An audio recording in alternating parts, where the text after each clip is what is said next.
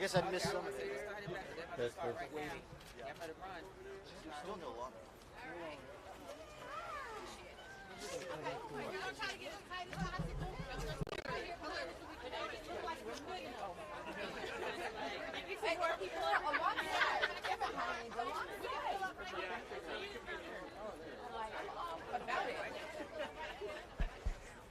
We're going to use the podium side actually here in like 1 minute. If we...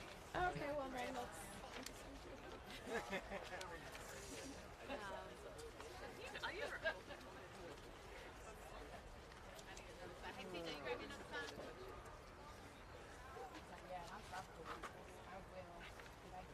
You guys rolling?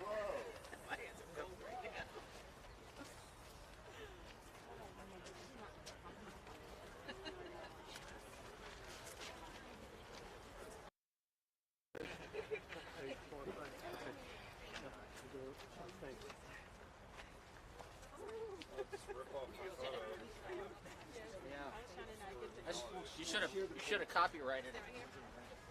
No one has done this before. This is my thing. Where the sound is that? Just like slightly. They're coming. Oh, that messed everything up. All right, so Scotty, are you a comedian as well? Here's the jokester in the front row. We're all in the front, and then we were tight. I love it. Love it. Yes. Scotty. Okay, well, Scotty's killing the game right now.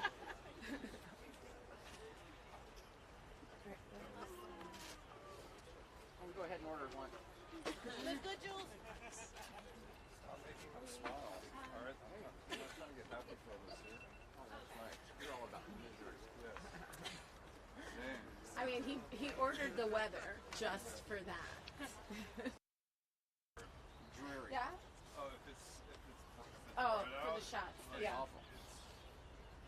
yeah. Yeah. Huge contrast. Yeah. Only we could have the heat to go with it. Yes, that would Oh, I be the love thing. this. It's perfect. Really? I love it. Yeah. Where are you from? Ohio. Oh, damn! It's a Michael! I've been having an extended debate over what state produces the coolest, most engaged people, and over people say Ohio. Oh, wow. It's a fact. It's like, and being from New Jersey, I feel like I had to counter that. I'm glad you met me that. I'm glad you Lots met to me get after. upset about. After to judge. I love it. It's and that was a real and natural reaction because it's repeated. I was like, wait, are you from Akron? 'Cause You from Cincinnati? Cincinnati. Awesome. Here. Yeah, I used to That's in front of you. live in the swamp, but August here.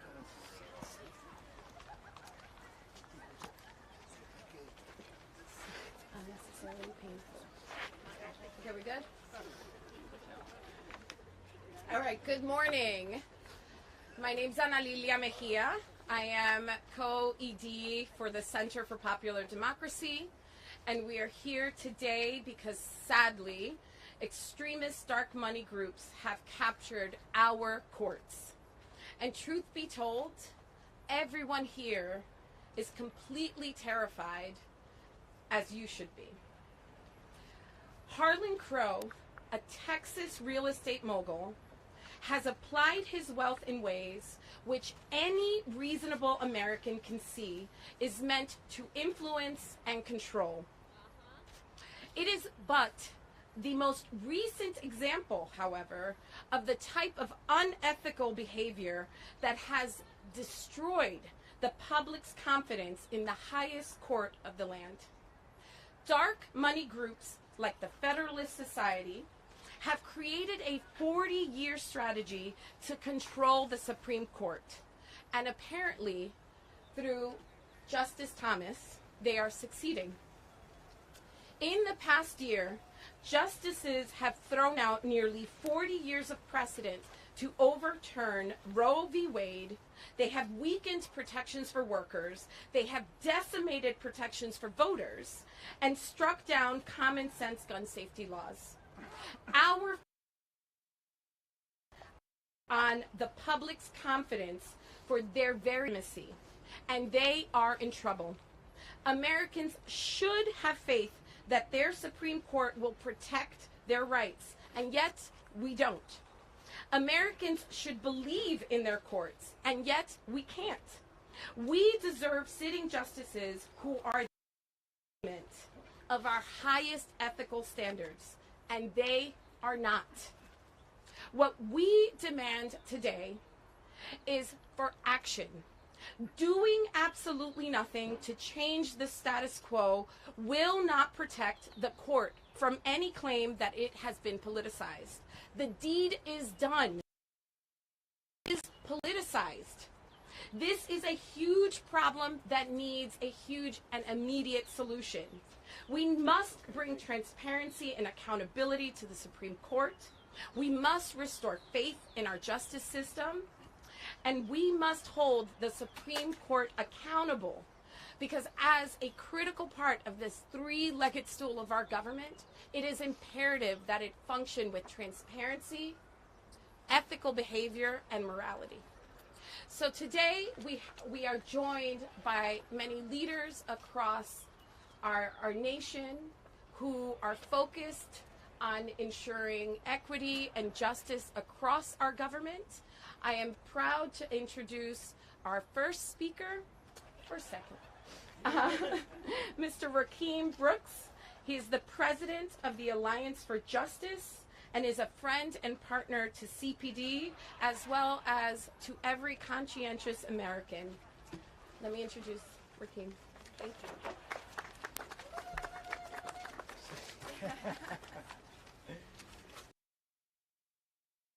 Brooks, and I'm president of Alliance for Justice and AFJ Action.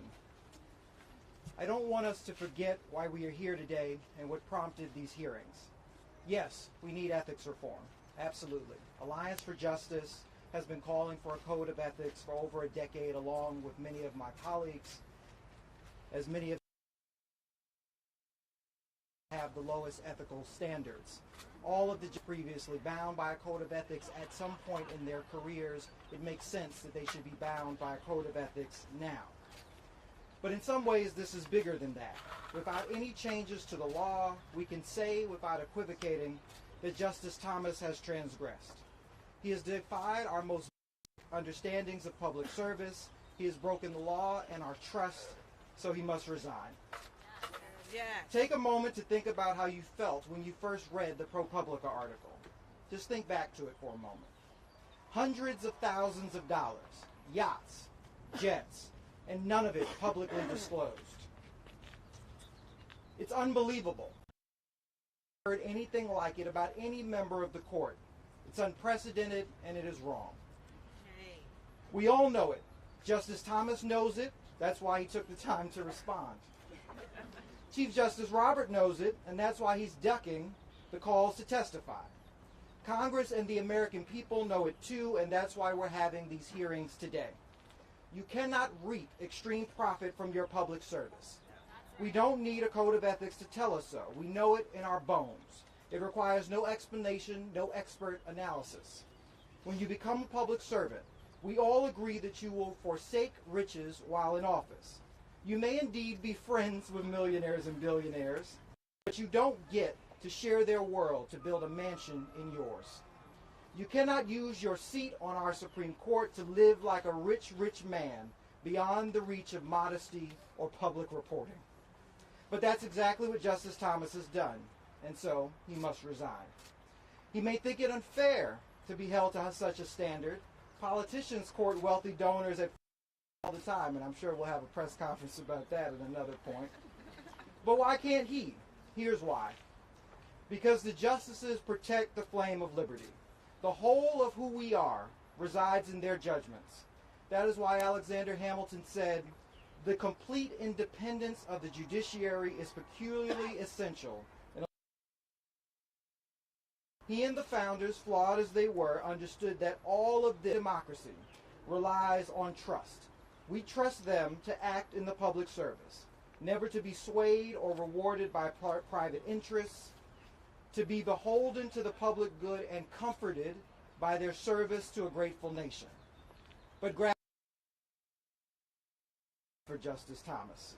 It was clear all those years ago that he was ethically required to report the gifts and to preserve his independence. Yet he did not. The curtain has been pulled back and we can no longer blindly trust Thomas or the court's independence, and that's again why we are here today. So I thank Chairman Durbin for calling these hearings and the witnesses in advance for their remarks. They are all absolutely essential to preserving our democracy. But this cannot be the end of the inquiry. We must keep going. Chief Justice Roberts must reverse his position and accept Chairman Durbin's invitation. Separation of powers is no excuse for refusing to testify on a matter so supremely important to the functioning of our democracy. Congress must hold not just one, but several, including one in which Justice Thomas and Harlan Crow are called to testify. The public deserves to know the extent to which Justice Thomas's judgment was influenced by his friendships, as well as the extent to which he benefited. And finally, the Department of Justice's Public Integrity Section must investigate any wrongdoing and assess appropriate civil and criminal penalties.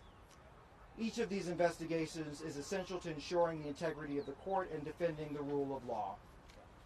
The great Barbara Jordan once said, "My faith in the Constitution is whole, it is complete, it is total.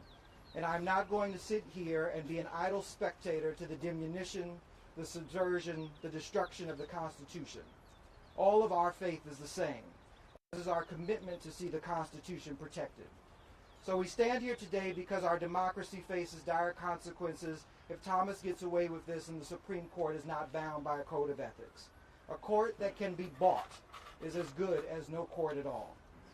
For the sake of the country, the rule of law, and our way of life, Justice Thomas must resign and Congress must do its duty to implement a code of ethics. The road to that decision and that legislation begins today." Now introducing Savante Myrick, People for the American... It's next, right? People for the American Way. Unless a senator is here. Oh, Senator Murphy's here. All right. Instead, we'll get to you, Savante. Introducing Senator Murphy from Connecticut. Well, good morning, everyone. And thank you so much to all of the groups who have made inviting me and some of my colleagues to join with you today. Around 15 years ago, I introduced the Supreme Court Ethics Act. At the time, I had no clue how vast, how outrageous the series of conflicts of interest on this court were and could get. At the time, there were simply reports of a handful of justices attending political conferences or giving political speeches. To me, that was bad enough. The integration of Supreme Court justices in political infrastructure suggested a level of corruption that was, but underneath that was something much more insidious. Right? Supreme Court justices and their families essentially on the payroll of interest groups and individuals who have cases before the court. Right? That's the most obvious, stunning, brazen conflict of interest you can imagine. Individuals and companies that appear before the court sending money quietly and privately into the pockets of Supreme justices.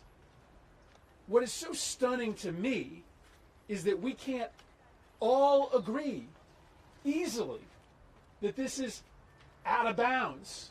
Right? Not everything in Washington, D.C. has to be left versus right.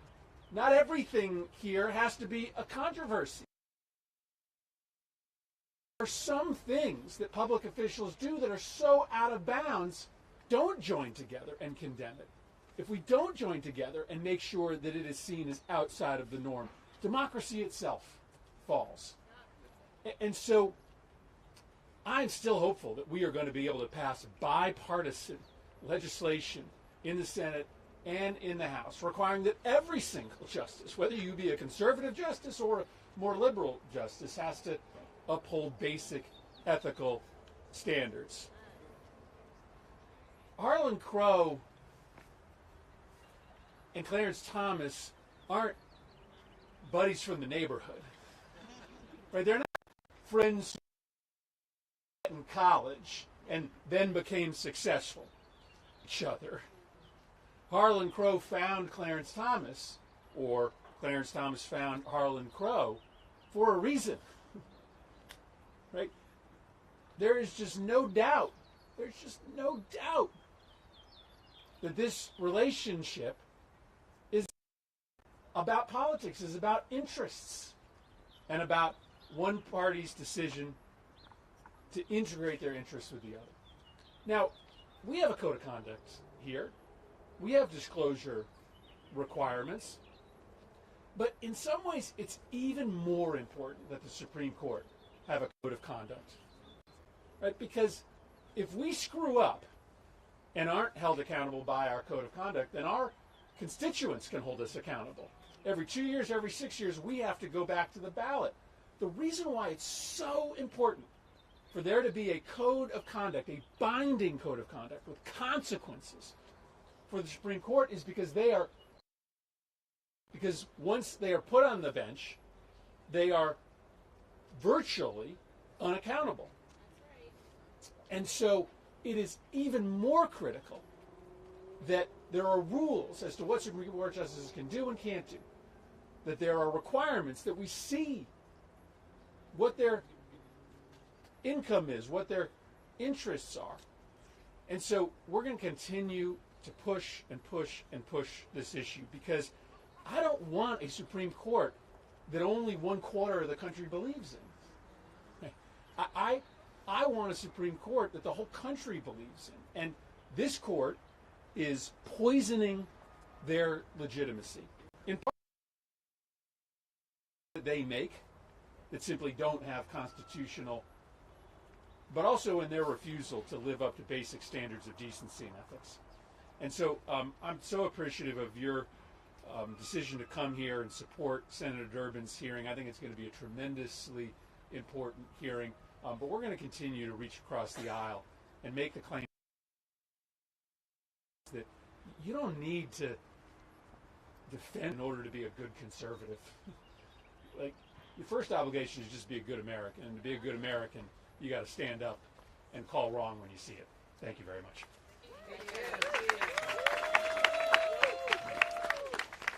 Thank you so much, Senator. It is my pleasure. I'm Samante Myrick, President of People for the American Way. It's my pleasure to introduce our next speaker, also a senator. Anybody who has met him is struck by how wonderfully nice and grounded he is. That makes sense only when you understand that he is a legend of local government, the best form of government, as a former LA City Council member, and now the junior senator from the great state of state for sure. Please welcome Senator Padilla.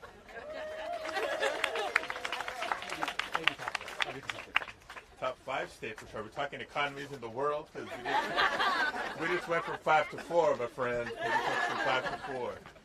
Well, good morning, everybody, and thank you so much for being here. I just want to give a shout out to all the advocates who came out today to not just join us for this hearing, not to support the hearing, but to demand accountability. That's what this is about, because after all, the Supreme Court, that building right there, the justice that is supposed to happen in that building right there, belongs to all of us, the American people, not to special interests or the highest. So thank you, because we absolutely need your energy, your passion, and your leadership to move this forward. You see, too many times, just over the past couple of years, Americans have had to gather on the steps of the Supreme Court to protest for our fundamental rights, at times trying to secure those fundamental rights, too often to defend rights that we law. And of course have been pushing for the court to hold itself to the bare minimum of ethical standards. We left up to the court we never would have learned of the fully paid for luxury travel by Supreme Court justice or the millions of dollars in real estate purchases by a GOP justices. That's because the Supreme Court lacks a clear, enforceable, binding code of ethics. A code, by the way, that other government officials have to abide by. President does. Other administration officials do. People just assume that if anybody would abide by a clear, enforceable code of ethics. But they refuse. They have the power, but they refuse to impose one on themselves. And so let's be clear about why we are here today. Court in the land should not be subject to lowest ethical standards. The public is justifiably worried that the Supreme Court values billionaire donors over everyday Americans. And who could blame them? Actions speak louder than words. In today's hearing is we clearly can't trust you, so Congress will have to do it for you. That's right. I was disappointed, as many of us were, to learn that Chief Justice Roberts chose not to testify at our hearing today. Just further evidence at their resistance. Because ultimately the oversight that we're demanding will help the court and its credibility within the American people. I'm disappointed, but like all of you, not really surprised. It's consistent with the years and years of refusal to peel back the curtain and establish transparency at the Supreme Court. And so, again, it's only further clear to all of us that it's time for Congress to act. That's why Whitehouse and Blumenthal are leading the charge in introducing a bill to finally bring the needed transparency and accountability to the Supreme Court. The Supreme Court Ethics, Recusal, and Transparency Act would mandate a binding code of ethics and create a long overdue process for the public disclosure of gifts, recusal standards, and thorough investigation for misconduct. It's an important first step to repairing trust between the American people and the Supreme Court. But it's also clear that up against and convenient disclosure mistakes, we work ahead to restore integrity and impartiality. While we hope the court would work with us to achieve this, they refuse, and so ultimately we have an obligation to the American people. And make no mistake, we will act with or without their participation in committee.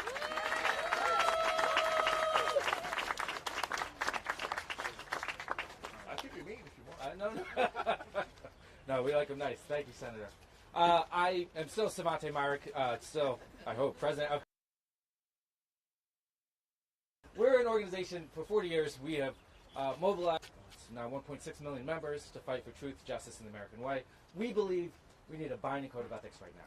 We also believe Clarence Thomas should resign, and we believe the DOJ should open an investigation. And I cannot believe that we even need to say these things out loud. I just can't believe it. And I was in city council, I was mayor for 10 years. My mentor, when I was running for office, was an assemblywoman whose name was Barbara Lifton. And my first lesson in ethics in office came from her because I tried to buy her a sandwich. $6.50 the sandwich. Couldn't do it because their ethical disclosures, somebody bought them something worth more than $5. She had to disclose it. Now, when I got elected as mayor, I called her and I said, I can't believe I just went through my orientation. I can accept meals up to $50. Right? Pretty good. As long as it's only once a month from the same person. I said, why can I accept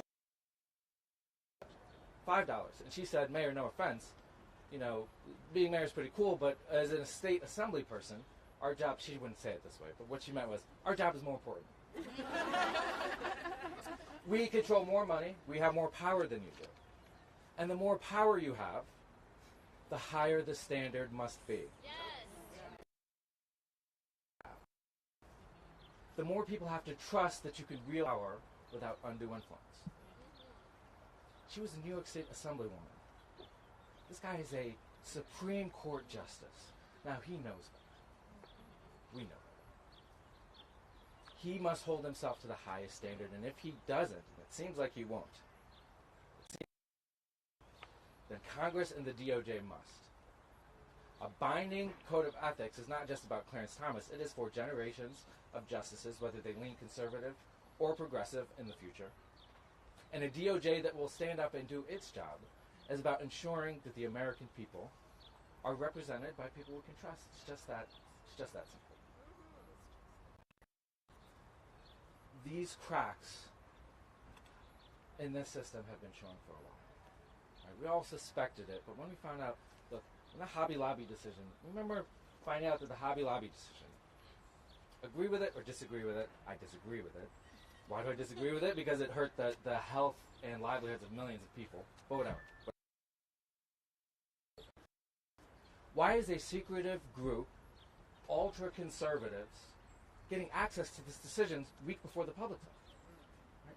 This is not the way our system is supposed to work. So I am thrilled that this hearing is happening, and I hope that all of America, these senators, get answers. But I hope, too, that we do not stop here. We must move to binding ethics reform. We must press the DOJ to do their jobs and investigate and apply civil and criminal violations. And even if he won't do it, because this is still a civilized country, all good Americans must resign now. Amen. Thank you so much for being here. Can I ask you, a leader amongst leaders, I mean this, I'm kind of new to this space, and it is clear that she is a thought leader amongst principals. She is somebody that I look up to very much. Please welcome Fatima Gosgraves, President and CEO of the National Women's Law Center.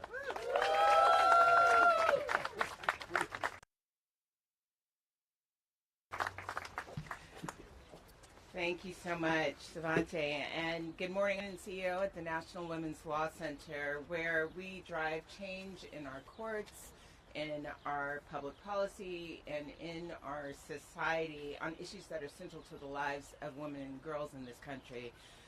And we also believe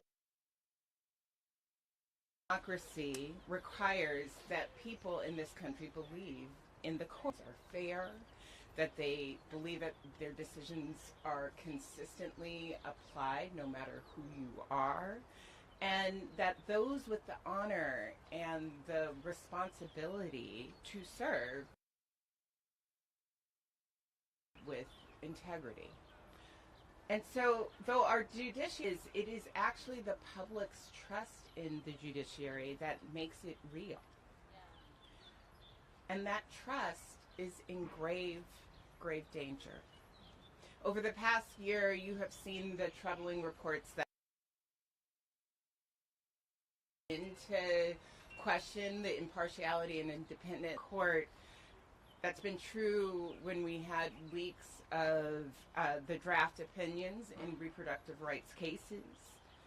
It's been true around the failures that you've heard today, the failures to expose expensive gifts and fancy, wonderful places from political donors.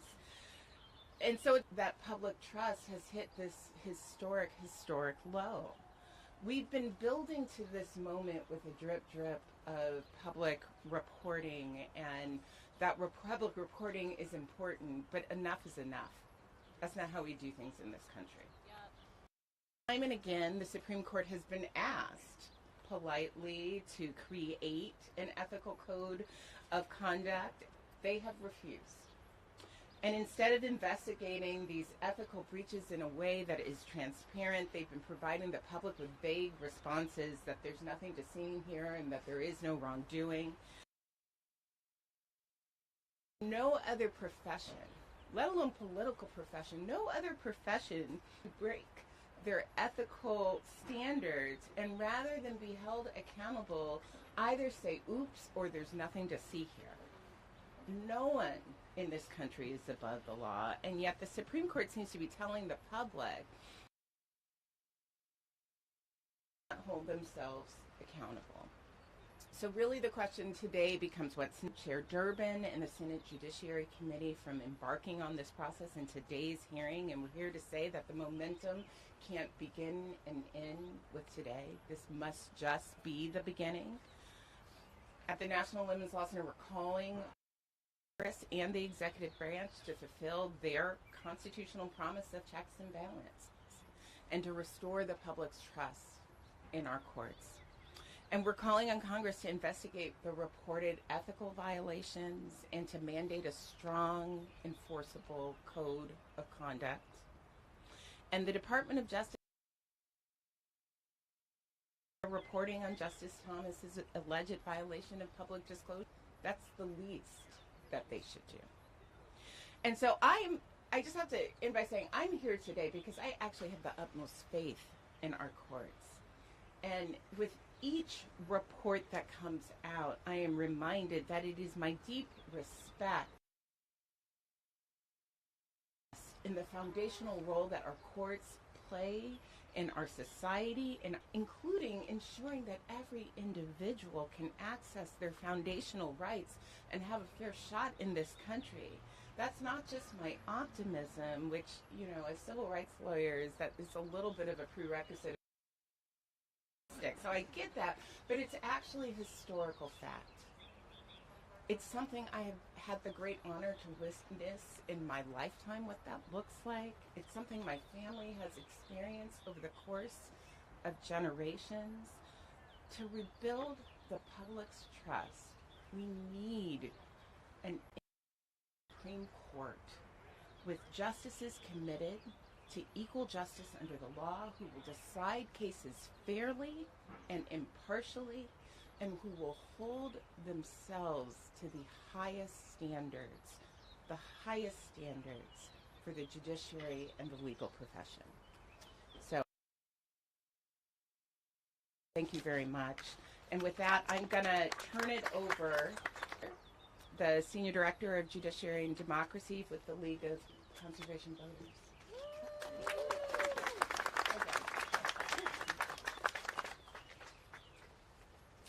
Thank you so much, Fatima, and thank you all for being here. I am Senior Director of Judiciary and Democracy at the League of Conservation Voters. We at LCV know as the judges who uphold them, and we are alarmed that our nation's highest court, as Senator Padilla said, is operating at the lowest possible standard of ethics.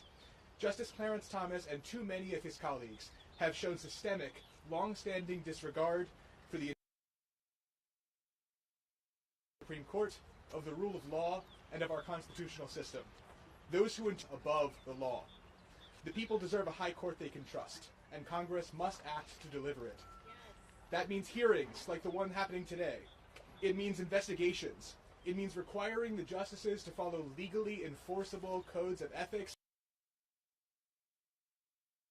Members of Congress, executive branch officials, and all other federal judges, to ensure the United States Supreme Court works for the people of the United States and not just polluters, billionaires, corporations, and ideological extremists. Thank you so much for being here. I believe we will hear next from Dylan Hetler-Gaudet, Senior Government Affairs Manager at the Project on Government.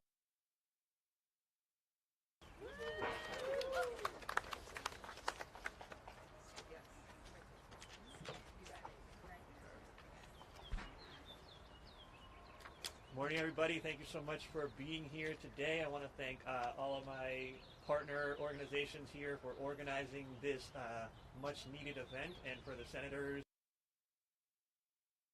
looking here today for their leadership on this important issue.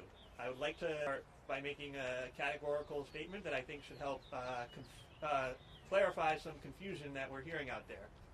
Clarence Thomas broke the law when he did not disclose the gift that he received and the luxury travel that was bankrolled for him.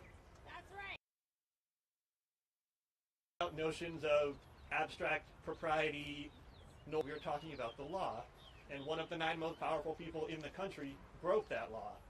And at the current moment, we don't have any particular way of holding him accountable for that, and that speaks to a crisis at the Supreme Court. There are a number of things that we can do in response here, and you many of my colleagues here have touched on the things that we need to do, and then I'll try to pivot a little bit as well. The Department of Justice absolutely needs to investigate what Clarence Thomas did because, as I just mentioned, it was a clear violation of the law. Second, and we're already seeing some of this today, Congress needs to flex its atrophied oversight. Get to the bottom of what's happening with the Supreme Court, what's happening with the judiciary, require responses, compel witnesses, bring to Congress the Supreme Court justices who are failing to meet their ethical obligations. Yes. And if you can't, there are other modes and means you can use. One of Congress's most potent tools is its power of the purse. Many people in Congress really use that tool effectively when it comes to this more broadly. Every year, the courts come to Congress hat in hand asking for about $8 billion in hard-earned taxpayer dollars. The Supreme Court asks for about $150 million of those hard-earned taxpayer dollars. I think there need to be some conditionalities on that money. Accountability, more transparency, an ethics code, more transparency and disclosure around as to why you do or do not recuse yourself in the face of a potential conflict of interest. There are so many things that need to be done to fix the current crisis at the Supreme Court and at the judiciary more broadly. I would also like to commend Senator Padilla for referencing the Supreme Court Transparency Act. We at POGO are very supportive of that bill because of all of the things that there have been other people who have been on this beat for a while now, who have been holding hearings, who have been introducing bills, who have been sending oversight letters. People like Senator Sheldon Whitehouse, people like Congressman Hank Johnson, people like Congresswoman Deborah Ross. People have been on this issue for a while now. It is unfortunate that one particular justice keeps giving us a new reason to raise a problem that is undermining the very fabric of our democracy. So it's time to act. Beyond oversight, Congress must legislate. And beyond that, we must all continue to make our voices heard and make sure that the Supreme Court knows that this is not acceptable. Tribunes in Congress will make sure that the Supreme Court lives up to it and finally delivers on what the expression above its doors says, which is, I'm paraphrasing, but equality under the law, justice for all. Thank you.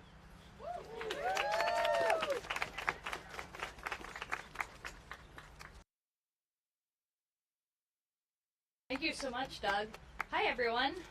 I am Tiffany Muller, the president and Let America Vote. And we work every day to protect the voice and the vote of all Americans so that our democracy works for everyone. And Clarence Thomas, well, he spends his days tearing down our democracy and lining his own pockets. Great. He has damaged our democracy for long enough. I think it's really clear what his agenda on the court is. Transparency, more money, more corruption.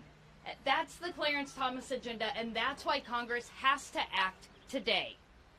And it's no surprise, really, because the Supreme Court has been captured by the extremist dark money groups.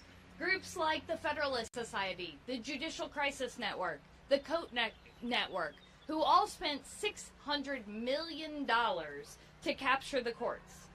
$600 million. And you know what? That return on investment is paid off for them, with decision after decision lined up for corporations and special interests.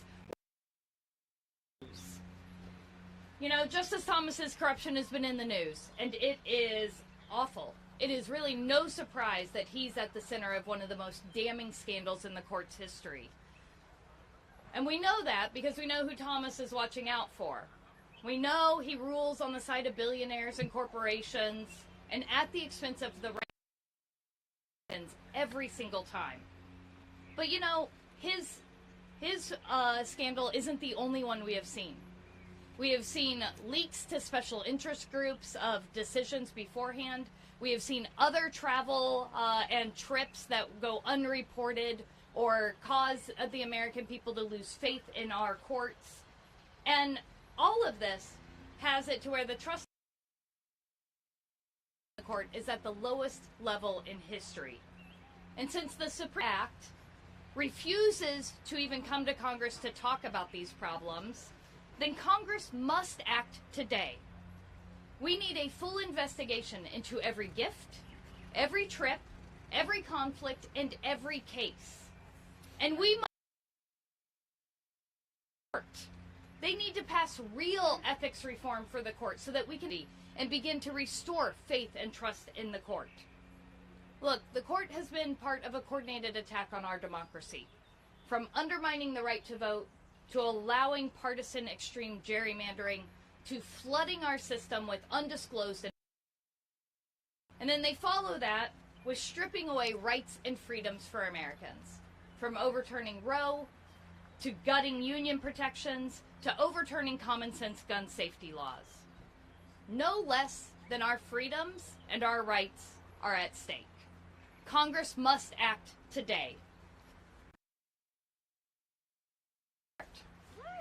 And now it's my pleasure to turn it over to Janice, director with the Ohio Organizing Collaborative. Thank you, President Mueller. Again, my name is Janice Brock, and I am the Policy and Advocacy Director for the Ohio Organizing Collaborative, a proud partner and affiliate of CPD. Together, relational power with our members for social, racial, and economic justice. But today, we stand here demanding justice for our democracy. No matter where you live, what your one is above the law. Born in, I can remember my elementary school bringing my classmates and I on a field trip here to our nation's capital. For the first time, I saw the physical manifestation of my history books. The three branches of government were visible right in front of me. I remember looking up, reading these words engraved into the building structure: equal justice under the law. The public has put their trust in the Supreme Court. And to keep that trust, accountability cannot be ignored within the judicial branch of government. States of America, we expect equal justice under everyone, even our nation's Supreme Court justices. We are all held to a higher ethical standard to ensure that we all have a productive society. And when there has been an infraction, according to our nation's law, our Constitution, justice must be served. We are here demanding justice for our democracy, not just for the present, but for our future, for our children, that they may trust in our government and our justice system. Know that we have justice because we'll have evidence where our Supreme Court has been transparent, where balance has been restored, where they hold themselves accountable. Thank you so much, and I'll turn it over to Dan Barker, who's the co-president of Freedom of Religion Foundation.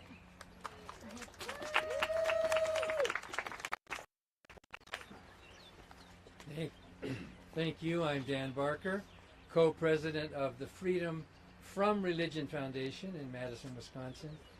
And we support Senator Whitehouse's and Representative Hank Johnson's Supreme Court Ethics Recusal and Transparency Act, and Senator Padilla's Judicial Ethics and Anti-Corruption. If those ethics rules are good enough for the makers of the law, for the judges of the law. It's not just billionaires and corporations, it's also religion that comes before the courts. And we are alarmed that the current court is turning its back on decades of secular precedent and religion. RF's more than 40,000 members. We're mostly atheists and agnostics, but we also represent the religiously unaffiliated, who are now about a third of the American adult population, but with no openly non-religious justices on represent the rapidly changing demographics deserve a truly secular government, not one that's captured by the Christian nationalists and the religious extremists. Our Constitution prohibits the government from establishing or promoting religion, but being packed with justice and judges who are neutral, who are turning the freedom of religion into the weaponization of religion.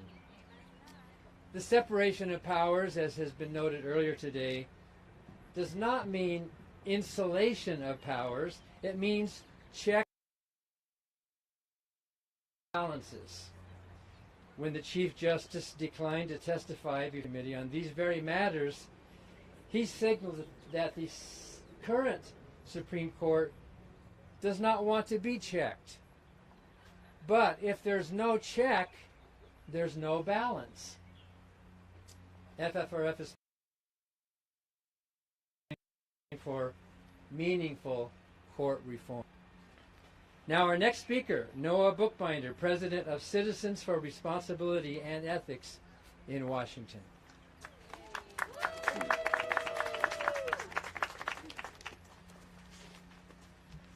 Thanks so much. Thanks to all of you. Noah Bookbinder. I'm the president of Citizens for Responsibility and Ethics. CREW is a nonpartisan nonprofit committed to government ethics, democracy, and accountability. I'm proud to stand here today with so many great leaders in the fight for real justice, along with great leaders in the and Murphy, to express CREW's alarm at the ethics of the federal judiciary and to offer our strong support for judicial ethics reform, including a Supreme Court Code of Conduct and an Inspector General for the federal judiciary. The 9 justices on the Supreme Court should set that, but instead we have a court that acts as though it is democracy rather than part of it. The recent revelations about Justice Thomas and billionaire Harlan Crow, including that Mr. Crow provided regular gifts of lavish travel to Justice Thomas and purchased real estate from him, none of it as required, are beyond troubling. Immediately following the revelations, CREW submitted a civil and criminal complaint requesting that the Chief Justice and the Attorney General investigate Justice Thomas's conduct to determine whether he violated the Ethics in Government Act, which, as Dylan and others have said, is the law, and the judicial gift rules. This is a crisis for democracy. The current system is clearly not working. The courts are a key part of our system of checks and balances, and that system only works if people trust the courts and accept their judgment. But the Supreme Court has faced misconduct allegations going well beyond Justice Thomas, and the cost to the court's credibility has been immense. CREW supports the creation of a binding, clear, and public code of conduct for the Supreme Court that would help prevent ethical misconduct in the first place. But we recognize that that alone is insufficient. That's why CREW is also proposing that an Inspector General be created to oversee the judiciary, just as Inspectors General oversee legislative and executive branch agencies. An Inspector General for the judiciary could promptly and effectively investigate any allegations of improper influence on judges and justices. This sort of is sorely needed, and luckily, there's a long-standing tradition of bipartisan support for this type of reform. Sunlight is the best disinfectant, and it's time for the Supreme Court to come out into the light. Chief Justice Roberts has made clear in the past, although not today, that he cares deeply about the integrity of the court. That is why my organization encourages to adopt a binding code of ethics and to seriously address these issues. And if they do not, Congress must act. Thanks so much for your time, and I'm thrilled now to turn it over to another leader in this fight, Lena Zwerenstein, Senior Director of the Leadership Conference on Civil and Human Rights. Thanks, Noah, and good morning, everyone. As Noah said, I'm Lena Zwarnstein, the Senior Director of the Fair Courts Program at the Leadership Conference on Civil and Human Rights, an organization with over 230 national organizations are dedicated to making America as good as its ideals. The rights community has advocated for fair courts because they are imperative to our rights, our democracy, and our future. Our federal judiciary, including our Supreme Court, must work for all of us, not just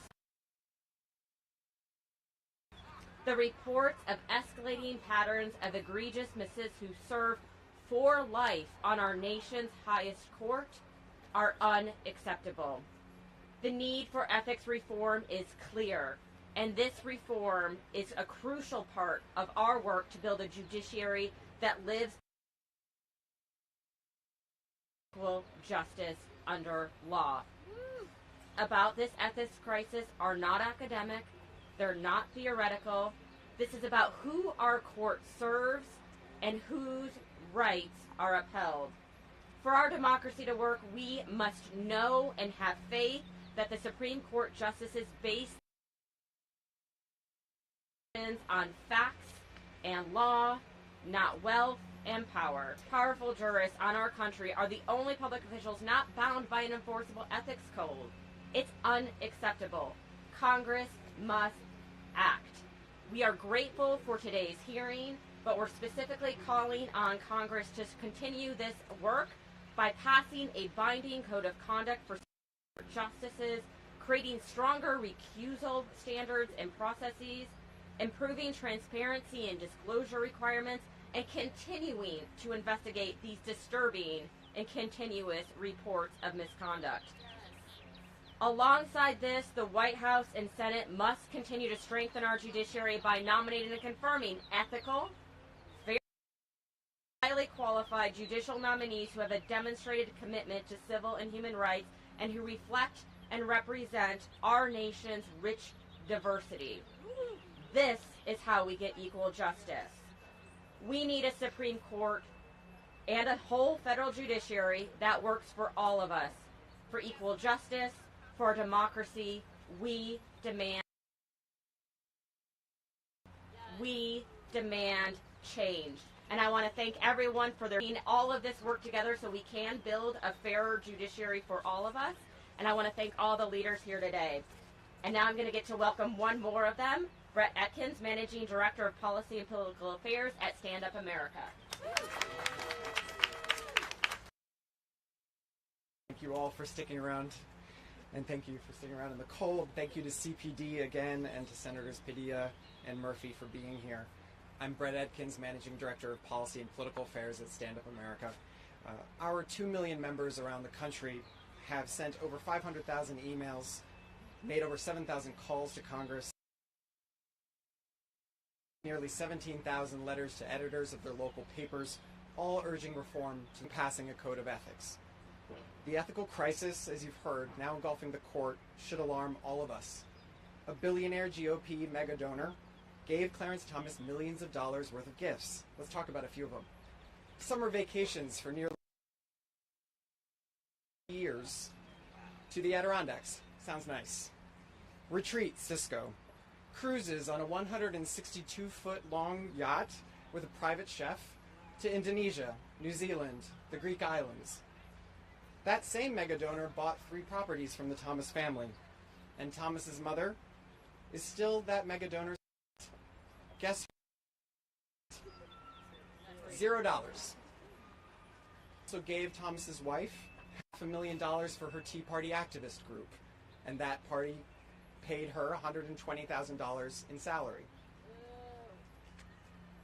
Justice Thomas also hid all of this from the American people. This is corrupt. Literal cigar smoking, influence peddling. In 1969, another Supreme Court justice was engulfed in an ethics scandal, but that justice resigned. He had accepted $20,000 from somebody who had petitioned the court to review his case. The court didn't hear the case, and the justice wasn't even involved, but Democrats and Republicans came together to call for his resignation. and he resigned. The scandal today is far larger, not just with Thomas, but with the other justices on the court too. And because the 9 justices are the only federal judges in the country not bound by a code of ethics, there's very little holding their unethical behavior. So it's up to us, it's up to the American people, and it's up to Congress to hold this court accountable. Today's hearing is an encouraging start. The American people deserve a full, thorough investigation of Thomas and his wrongdoing. He should testify publicly, and Congress should debate and pass the Supreme Court. Thank you all. With that, we're going to close our event. Thank you all so much for coming again.